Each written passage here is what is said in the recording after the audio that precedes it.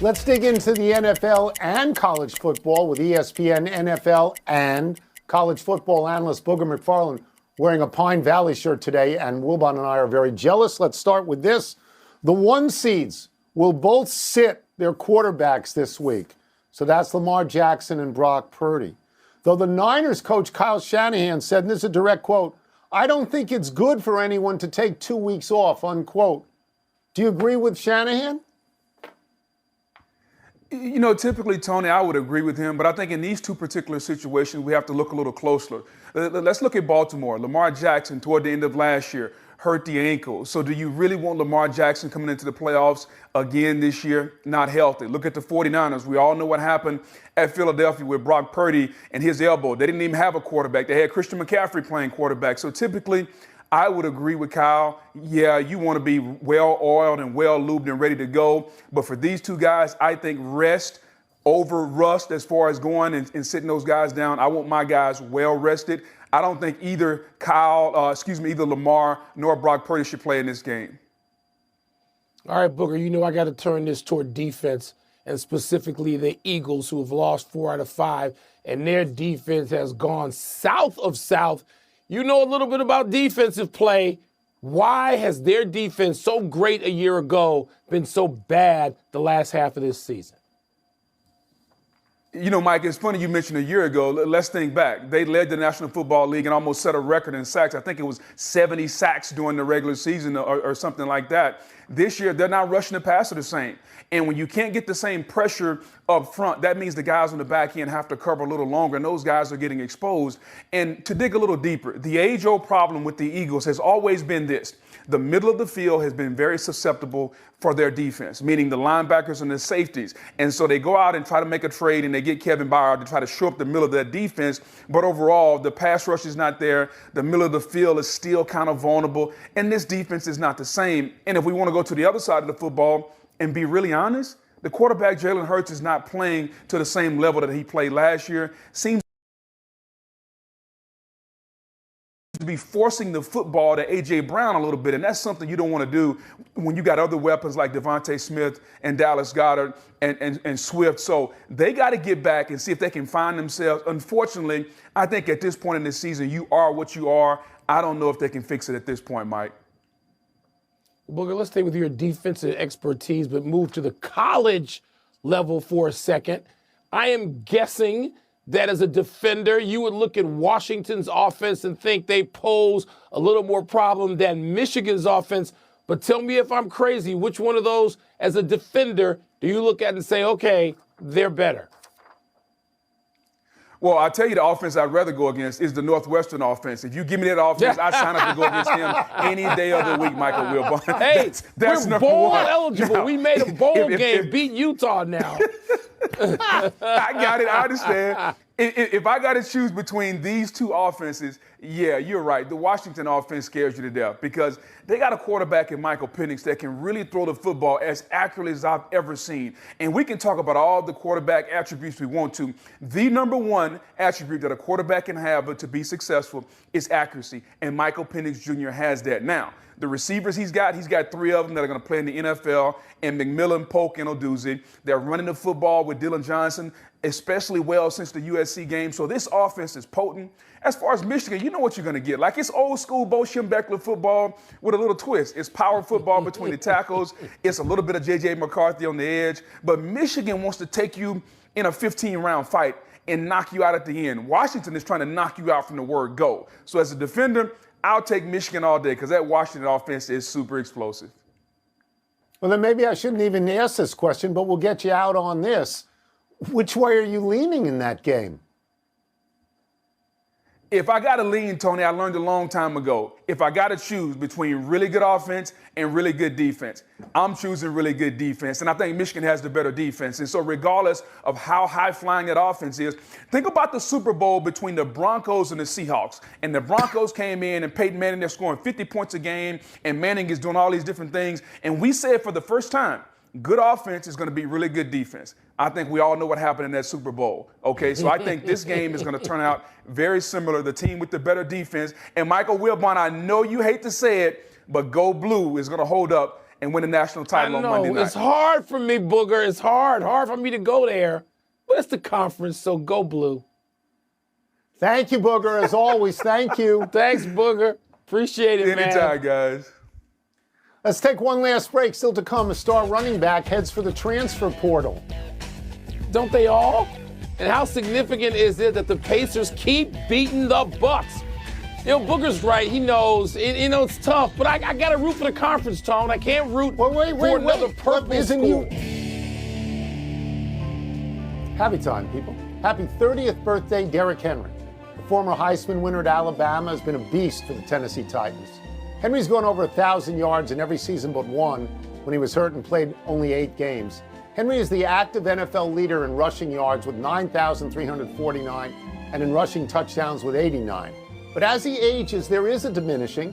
Henry has 1,014 yards and 11 touchdowns this year, down from a career high of 2,027 and 17 in 2020, down from 1,538 and 13 last season. Still, if he gets past the line of scrimmage, nobody wants a piece of him at 6'3" and 247 pounds. The Titans are 5-12. It's their worst record since 2015, and Henry will be a free agent at the end of the season. I bet part of Derrick Henry wishes that he had been born a little different time and had played in the NFL when Joe Gibbs and Bill Parcells and Jimmy Johnson, when those guys were coaching and they knew how to use a running back and would run an opposition down. Derrick Henry, Tony, he might be on the Mount Rushmore of great running backs if he had played in that era. And now he just plays for people who want to look at the numbers and can't figure it out. Speaking of running backs, happy anniversary, Eric Dickerson. On this day 38 years ago, the Rambassador set the NFL playoff single-game rushing record when he ran wild against the Cowboys to the tune of 248 yards and 2 touchdowns in a 20-0 victory. Dickerson got loose on touchdown runs of 55 and 40 yards. Allegedly, Dickerson was offended by Cowboys coach Tom Landry, saying he ran too upright and he was likely to get hurt. Dickerson got his 248 yards on 34 carries. Dickerson's closest pursuer is Raheem Mostert, who had 220 yards and 4 touchdowns in 29 carries for the 49ers in a playoff win over Green Bay in 2020. Tony, I love Eric Dickerson. I'm not going to put him above Jim Brown, Walter Payton, Emmitt Smith. I'm just not. Those guys, that's the top of mind. But after that, the conversation opens up. And yes, I've got people like Marcus Allen and Marshall Faulk, and who's a different kind of back. But Eric Dickerson's name has to be mentioned in there, and somehow it seems to me that it isn't. I don't understand that. Eric Dickerson, another one, Tony. And they wouldn't even know what to do with Eric Dickerson now. They would say, why don't you come in on 3rd downs? We'll figure out if we can use you. Happy trails to the NBA for Ricky Rubio. Rubio announced his retirement today, one day after agreeing to a buyout from the Cavaliers. Rubio missed most of his 2 seasons with Cleveland with his 2nd torn ACL. He then stepped away from the team completely this summer, citing mental health issues. Rubio played pro ball in Spain starting at the age of 14. The Timberwolves selected him with the 5th overall pick of the 2009 draft. He arrived in Minnesota from Barcelona 2 years later, and over a 12-year NBA career that also included stops in Utah and Phoenix, Rubio averaged 11 points and 7.5 assists per game. As to his mental health, Rubio said in a statement, "It's getting better every day, and one day he'd love to share his experience in hopes of helping others." Wish all of his health, mental and physical, had held up, Tony, and he might have had a little different ending to the career. Well, we got to go fast to the big finish. Pacers beat the Bucks. Let's do it. For the 2nd time this week, 4th time this season. Big deal? The big deal is Milwaukee's defense has disappeared like the Eagles' defense. Ole Miss star running back Quinshon Judkins is entering the transfer portal. Used to play Wilbon in the last 3 days. I've gone from D.C. to L.A. to Chicago. Tony, where have you gone? No, Tony Kornheiser, to bed, to the grocery store, to the glasses. How much more do you want me to do? That's your rotation. That's your rotation right there. Yeah. Well, I'm back in D.C. tomorrow. Back in D.C. tomorrow. 4 cities, 4 days. You know? You know what? It's like around the world in 80 days for you. That's fantastic. Welcome to PTI, boys and girls. In today's episode, the Warriors and Draymond Green are giving each other space.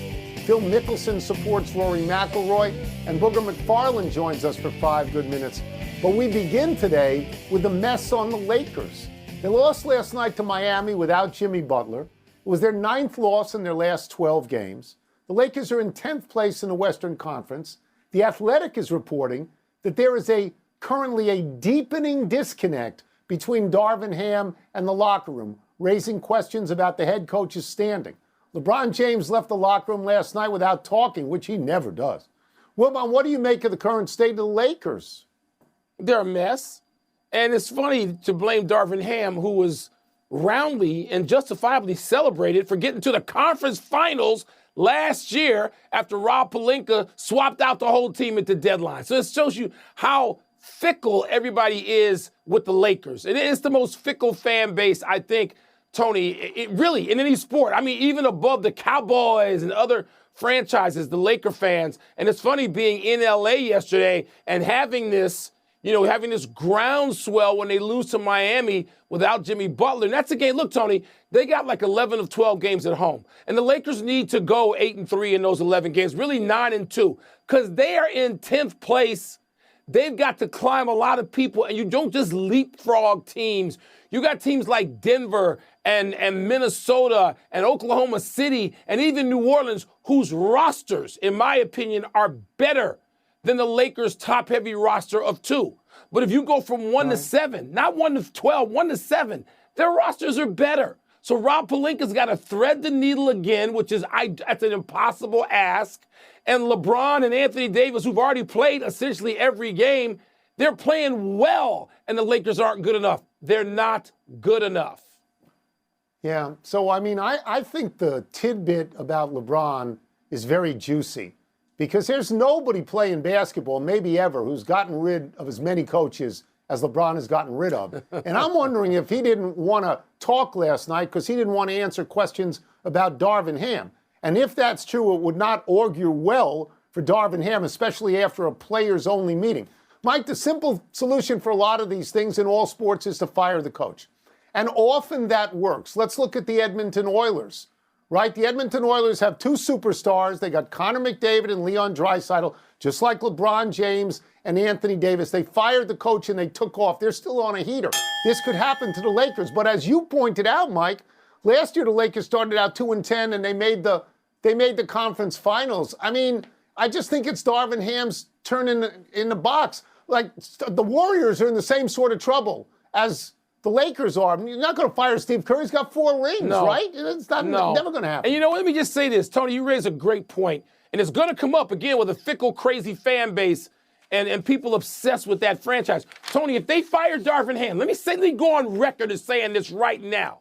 They will go into the dumper if they fired Darvin Ham, who did a hell of a job last year with that team, getting them as far as he got them. Darvin Ham, a smart guy and a real man. Let them fire him. And I hope they lose every damn game, and they will deserve to do that if they lay this at the feet of Darvin Ham. Let me stay with basketball. Tonight will mark the Warriors' 11th straight game without Draymond Green. Green hasn't played since striking Yusuf Nurkic of the Suns in the face on December 12th, an indefinite suspension that Adrian Wojnarowski of ESPN reported on Christmas would ultimately last 11 to 13 games. But Green has not been practicing with the team, and Coach Steve Kerr says, quote, "We've been giving him his space, and he's been giving us ours," unquote. Wilbon, how does the situation between Draymond Green and the Warriors sound to you? Tone, there is no situation. I mean, he's got a way to go before he's back on the court in the game. And Woj talked about that a few days before he's even back in the facility. Well, he's not practicing with them. This is not like Ja Morant, who was practicing with the team while suspended. It's not. Draymond hasn't even been there. So he's got to get back in that space. They need him. They're about 500 with and without him. But they're going to need Draymond Green if they're going to make a move in the West and be a threat come the playoffs. So what does that mean? How soon do they have to get him back? This space thing is necessary. When Draymond Green comes back, and he's coming back, he is going to have to demonstrate continually a complete change in behavior from what we've seen. The Warriors know that, even though they've never really insisted on it. All right, Draymond Green's going to know that now, and he's still got to satisfy the commissioner's office. He's got to satisfy the league that he should be back. He'll get back. But, Tony, this notion that he's coming back in the next couple of days to save the day, people need to put that away. So I don't know the intricacies of this situation, but I would focus less on when he's coming back and more on what he's doing now. The fact is he has the right to practice with the team every single day, and he hasn't done that. To me, Mike, and I could be wrong, this indicates he's taking the suspension very seriously, and he's working on problems that he has identified. Because this could be, you got to be cognizant of this, could be the last chance he ever gets to play in the league, and I think he wants to be emotionally and psychologically ready for this. The notion of 11 to 13 games strikes me as too few. You and I, when the punch happened, you and I sat on the show and said at least 20. So 11 to 13, to be honest, Mike, with his behavioral problems in the past, 11 to 13 by the NBA sounds like a fine for David Tepper from the NFL. Yeah, it sounds like they don't care about it as much as they should. Am I wrong? No, Tony, I agree with every word you've just said. And that's what I'm saying. Draymond, he knows when he comes back, things have to be different. This can't just be business as usual as it was defined all these things. And the Warriors know that, Tone. I believe that while they've let it go in the past, because Draymond is so critical to everything they do, and you mentioned emotionally and psychologically, he is. There's no getting around that. But, you know, this is a different day. And so I'm not looking for him to come and save the day now. Maybe he can help save it in, February or later. Let's move to the state of professional golf. Earlier this week, Rory McIlroy told the Stick to Football podcast that he'd made a bit of a mistake in being too judgmental of PGA Tour players who jumped to the Saudi Tour. Phil Mickelson posted in response that this probably wasn't easy for Rory to say, and it's time for himself and others to let go of the hostilities that have existed the last couple of years between the two sides. Tony, do you see golf coming together? Now, first, let me just say that Phil Mickelson sees the future better than everyone, but he's a prophet without honor, which is too bad. If I understand Mickelson's position and many golfers' positions, it's essentially this. They want to be able to play wherever they want, whenever they want, for a lot of money. They're individual athletes. They don't care about teams. They don't care about anybody else. They care about themselves. And that's essentially what they want to do. They want liquidity. They want to be able to go from tour to tour whenever they want to do that. The quirky thing to me in this deal is Rory has spun himself around. Rory started out as a staunch defender of the PGA Tour and a staunch critic of the Saudi Tour. And now Rory is not in that position. He has retrenched. He has, he took himself off the policy board. He watched a good friend, John Rahm, sign up for the Saudi Tour, and he's trying to understand how it works. So what Rory is doing now, instead of being a partisan, he's trying to be a peacemaker, it seems to me, and he's trying to find ground that won't shift under his feet. That's what he's doing. And Tony, there's no other way to go. He may as well find this new ground because the old ground collapsed. And to be fair, I told you this. I told you this wasn't going away. The Saudi Tour and the guys going over weren't going to just go away because people didn't like the politics. That wasn't going to happen. There's too much money at stake. And John Rahm, like you said, is a central figure now because Rory can't just say, there's a few wild card guys and I'm going to be mad at them and we're going to bully our way through this, me and Tiger. No, that ain't happening. As a matter of fact, Tony, that got soundly defeated. And so here's Phil Mickelson. And Phil was the first accurate voice out there. He was, all right? Yeah. And now Phil's coming back. And let me give both of them credit. Let me give Rory some credit for recognizing what the hell is going on. The winds of change have blown. So you can stand there if you want and get the full value of it. You can say, wait a minute, let me reevaluate. If he and Phil have both done it good. I think you're right. I think there is going to be a settlement. And I think when they make the peace, Mike, when they make the peace, Jay Monahan has to go and Greg Norman has to go because they're antagonists. And when you make a peace, you have to have people who are conciliatory, which is something Phil may want.